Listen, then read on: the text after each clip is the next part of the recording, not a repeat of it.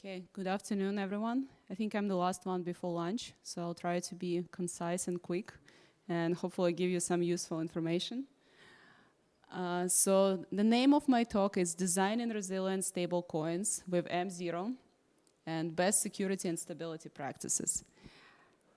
As most of you know, we are right now in a very hot stablecoin cycle. Some people even call it stablecoin super cycle, because no matter if market is up or down, the total supply of stablecoins is rising. And as a lot of you saw during the market crash in October, flash crash, that certain stablecoins have add a systematic risk to DeFi systems. That's why I would like to walk you through a little bit of stablecoin history, just very briefly, and then describe how we solve these issues with M0. So a few words about M0. M0 is a stablecoin platform for builders. We issue white-labeled custom stablecoins on top of M0 protocol, which is a mutable protocol that exists on EVM and now SVM. So if you note where we are now, so we are now at 300 billion of stablecoins, and obviously a lot of active addresses, holders. Ethereum still dominates the space. Solana wants to grow. Ethereum and L2s. And I'm very happy to tell you that I see our M, unit of account token, on this chart as well, and we are moving up. So where are we going? The expectation that all of this will grow 10 times, meaning that, first of all, big stable coins will grow 10 times, like approximately, and also the number of stable coins will grow. And the question is how to make all of the ecosystem of stablecoins resilient and secure through bear and bull, right? When the bull is happening, it's very easy, but when the bear is happening, liquidity is being sucked out of DeFi venues, and that's when all the big crashes happen. A few, I would say, quite well-known trilemmas. First of all, as most of us are engineers here, there is a CAP theorem, right? We have consistency, availability, and partition tolerance. Like Vitalik, favorite one is blockchain trilemma. It's scalability, security, decentralization. We can always debate EVM versus SVM, like bring up this trilemma. Stablecoins also have its own trilemma. And it worked very nice, I would say, until Ethena, because Ethena is a tricky beast, and not everyone knows how to place it on this triangle. But basically, a stablecoin trilemma. We have decentralization, peg stability, and capital efficiency. So speaking about what kind of stablecoins we see in the space through history, and history of stablecoins is roughly 10 years. The oldest one was launched 2014, BitUSD, and it didn't make it. But we saw a lot of new stables being launched. So first of all, between decentralization and peg stability, we see a lot of on-chain first stables. This is where MakerDAO lives. This is LUSD with liquidity. This is also stable coins which are issued by Curve or Aave, Go, which they try to enhance. So these stable coins are based on volatile collateral, meaning that they need to be over-collateralized. More interesting set of stable coins, which also unfortunately crashed the most, is algorithmic. They are very interesting as a mind puzzle, but unfortunately not very resilient. So what they do, they try to achieve decentralization, capital efficiency, but unfortunately peg stability doesn't hold. And the most boring one is peg stability and capital efficiency. That's where all the biggest one live. It's USDC, USDT, Paxos, stables, and more of them being issued. Usually collateral is relatively boring and stable. It's T-bills, fiat, reverse repurchase agreements, and others. Here I just added a few history lessons. And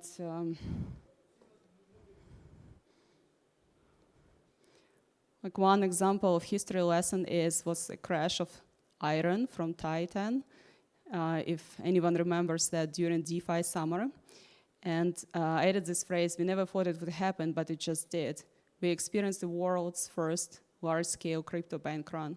So what happened here is stablecoin was based on governance token, which was issued by the same protocol. This is one of anti-patterns of stablecoins designs.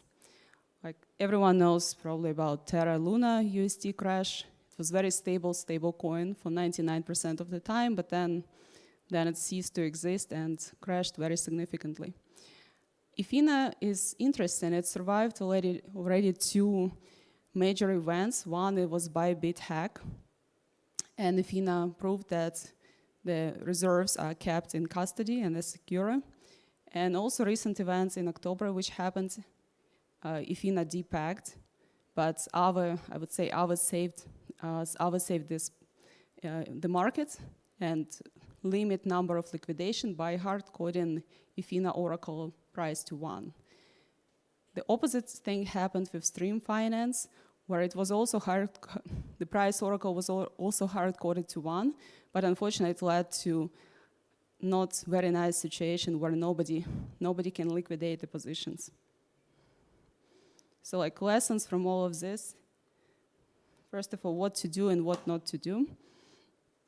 So to do, it's relying, what not to do, first of all, it's relying on arbitrage as a source of stability is not really a good choice. So if a white paper describes stablecoin as if price goes above 1 and somebody sells it, or if price goes below 1 and you need to buy it, it's not really a good choice of stablecoin design. Diversifying collateral is not necessarily good.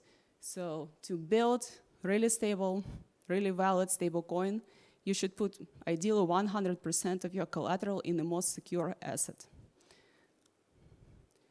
Next anti-pattern is when stablecoin relies on a token, bond, governance token which issued by the same protocol. Obviously, it's not very resilient.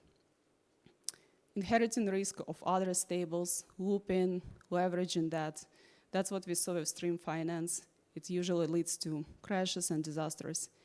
Manual liquidity operation, not being able to react fast enough when liquidity is getting out of the market.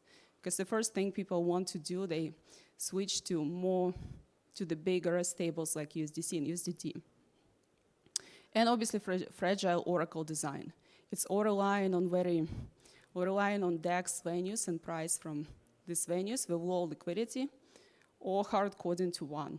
And it depends on situation, which one is better. So what to do? It's high quality. Ideally, it's very boring high quality collateral, which provides risk-free rate, meaning that it can be tokenized treasury bills, it can be off-chain collateral, which is periodically attested that it's still where it should be. Ideally, algorithms in stablecoins are used for yield accrual, not peg stability. So no algorithmic coins made it, really. I guess except Ampliforth, which is not even stablecoin. Automatic liquidity management and clear expectation. If your stablecoin is based on treasury bills, treasury markets are closed over the weekend. So as a stablecoin builder, you should be able to manage your venues over the weekend and understand what to do if there's some political news coming on Friday, like it happened last time. And obviously transparent oracles. Instead of hard coding liquidity venues to 1 for stable coins, just because it's stable coin, it's good to provide NAV, net asset value, oracles for the community. Okay. Now I would like to speak a little bit about M0, so what we were able to build. So what is M0? M0 is an immutable protocol which is living on Ethereum and Solana. On Solana it's mutable, because everything is mutable on Solana. And we launched roughly 1.5 years ago, thanks to probably some of the auditors who are also in this room, and help us to secure, because we launched with immutable protocol and immutable governance. And it was a very tricky task. So what is M0 and how we manage collateral? First of all, M0 is not only a same protocol, but it's also a network of actors. We have minters who mint our unit of account M. We have governance who manages the protocol. and can set only limited set of parameters. So our governance cannot execute, I would say, random proposals. It's just limited basically to configuring the protocol in the right way. We have earners in the system which receive yield that minters are paying for minting M. And we have, like, I would say, optional actors for now. Also, it's SPV operators which can manage off-chain collateral. Now, more and more collateral luckily moving on-chain. We're working with, for example, superstate tokenized treasuries. So SPV operators' role becoming obsolete. The next one is the protocol itself.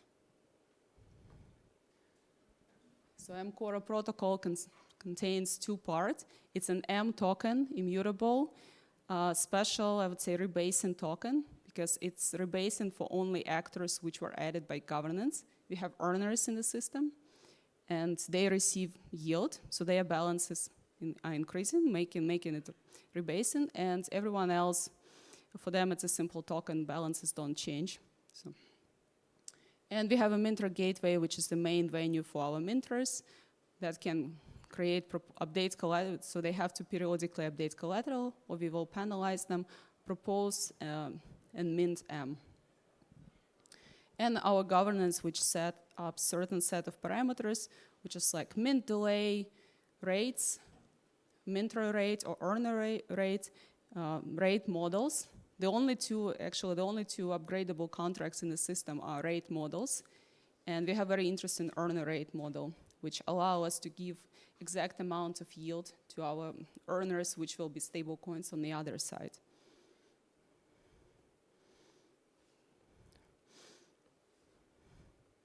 Okay, so a few interesting points about our system, and this is the best part, which allow us to scale to almost 1 billion of stables and launch also MetaMask USD and other big stable coins, is automatic yield accrual, and being able to manage how much yield we charge for minters and how much yield we give to our earners, which becoming now stable coins.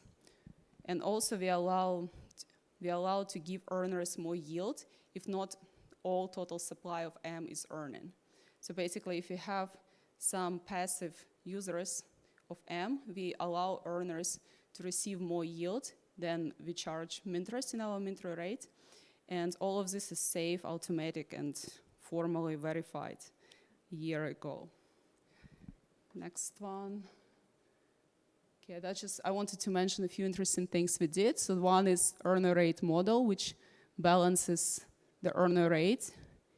And we continuously compound the interest for minters and continuously compound the rate for earners. And all of this is balanced by the rate model. It's like very, very convenient in borrow and lending markets, but I think on the level of stable coins, it was not done until us. And also one more interesting thing is PADE, Euler series calculation, which we did just for this protocol. Okay, so what it allows us to build.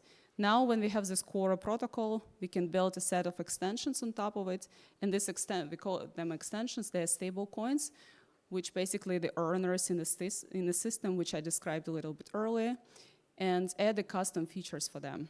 So that's how we launched our biggest stable coins. So we launched USDAI, Usual M, MetaMask USD, Noble Dollar. We launched on Hyper EVM, we launched USDHL, CAS Dollar, Defense, and many more coming. All of them are built on top of immutable, credibly neutral protocol, but they have an additional features built in, and the contract of stablecoin itself is upgradable. So like how the contract is built, we have obviously it's ERC20 on EVM, on Solana it's token 2022, and this contract includes M. We allow interoperability between any of our tokens.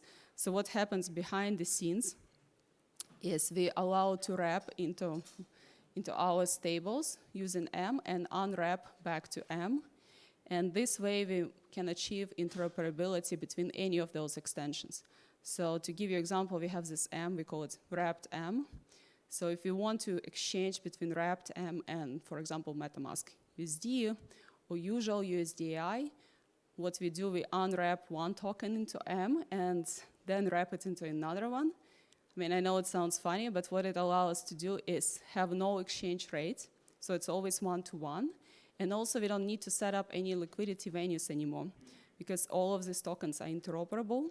And as soon as we have one big token which has already liquidity venues, any new token can launch and reuse liquidity from these venues.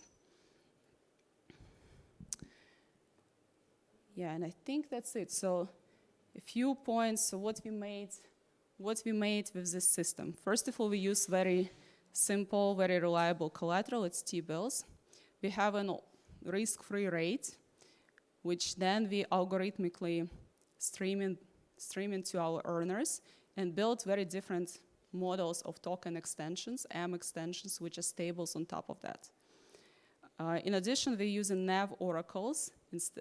We even use NAV proxy oracles, which are a little bit more advanced. It's like when we check the NAV value of collateral in our system, and if it's above 1, we always return 1, so we're basically capping it up. If it's below 1, which never happens, that's when we return real value. So it allows our partners to scale and not necessarily hard code, just price of 1 in DeFi venues. So yeah, I think that's all for me. Thank you for attention, and happy to answer any questions.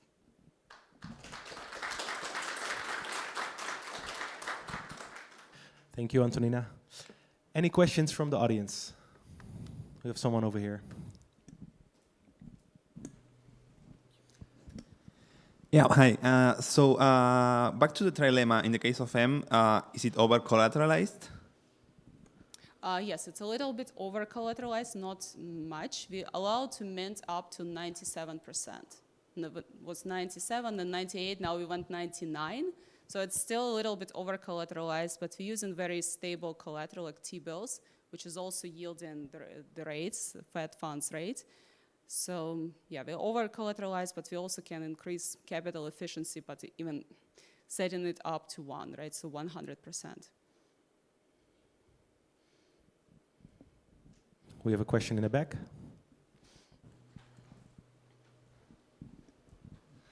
Yeah, so first I just want to make sure I heard correctly. The M extension tokens, did you say those were upgradable? Yes, those are upgradable. Yeah, then my question is, how is the upgradability of those controlled, and are you concerned about, say, some upgrade that allows, say, unbacked minting that could wreck all the extensions and such? That's a good point, especially since they're interoperable, right? So any upgrade technically can break the system. But that's the beauty of things which I try to explain with this wrapping and unwrapping. I probably need a slide for that. It's like every extension can screw up only up to the portion of M which they have in it. And we also control this process by special contracts. We call them M swap facilities. So what happens on M swap facility, we allow to put basically swap between this token using this unwrapping process. So if our extension builder, our partner, upgrades contract to something malicious, first of all, they still have M inside and they can do anything they want with it. But at this point, what we will do, and now not us, but our governance, first of all, they take them out of earner list, so they don't receive yield anymore.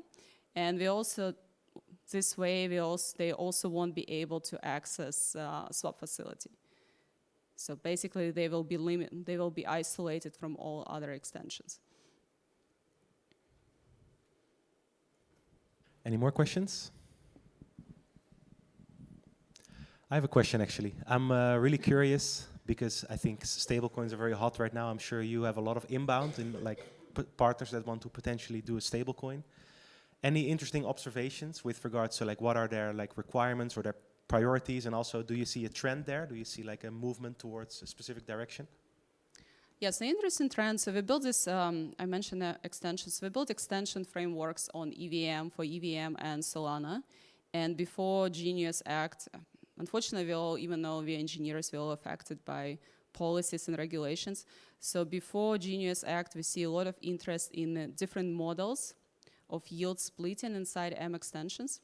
Because the most simple model for us is to accrue all yield on M and give it back to the builder.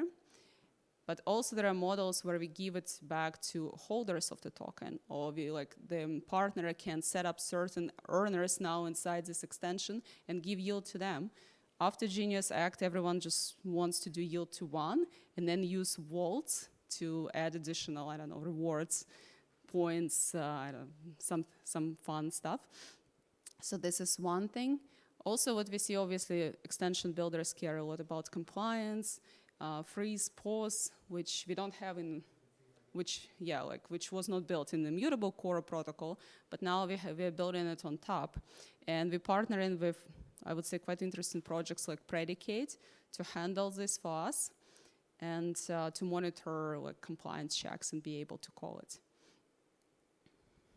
Also cross-bridging things, right? So what we are allowed to do now, in addition to the swap facility, we are allowed to bridge any extension into any extension. So we have also bridging infrastructure, which facilitates such operations. Clear? Okay, thank you. Thank you. I think it's lunchtime, so let's give another round of applause to Antonina.